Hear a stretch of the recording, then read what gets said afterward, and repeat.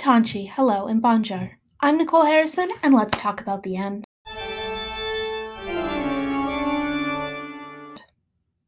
That's right, today we're talking about death, and specifically the concept of death in Canadiana. Now, I'm sure you're thinking, Nicole, why on earth would you want to talk about death? Aren't there more things we could possibly have in common that aren't so, morbid? And I'm sure there are, but that's exactly the reason why we need to be talking about it. We're all going to die someday, and as unpleasant as it might be to think about, we should acknowledge the fact as well as develop a healthier mindset around death and dying, since it is a big part of our culture.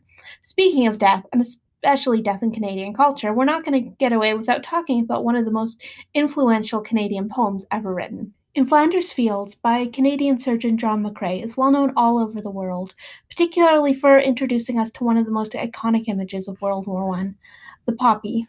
Throughout many countries in the Western world, we wear a poppy every November 11th to remember the dead and remember those who died in the war. This presented a way for the grieving people back home to have a way to show that they still remember their dead. World War I also represents new ways in which we thought about death and dying, with many people dying overseas far away from their family and friends. Many people didn't have a chance to say that last goodbye or to completely understand the horror and the carnage of what was going on in Europe. However, as the world was being forced to come to terms with this new reality of death, Canada was undergoing their coming of age of sorts. While the First World War was undoubtedly a tragedy for many Canadians, our identity and autonomy was ultimately forged during this time.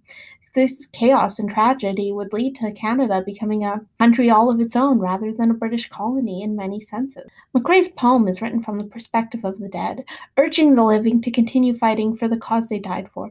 In some ways, In Flanders Fields is sort of a ghost story, showing not only the quiet absence that so many deaths had given the survivors and those back home, but giving insight into their motivations as well as possible regrets of those still fighting when they couldn't save their friends and relatives. It just showed how awful this war truly was. Regret and death often go hand in hand, especially when it comes to ghost stories. And while Canada has a wide variety to choose from, the one that exemplifies Canadian identity and Canadian people above all else is that of the Wendigo. Originally an Algonquin legend, the Wendigo has since been adopted by popular culture, specifically the version that Algernon Blackwood first made popular in his short story The Wendigo. However, the original legend, that of a walking corpse with an endless hunger for human flesh that attacks in the dead of winter, is something that draws in many elements of what many people consider to be Canadian identity and Canadian culture.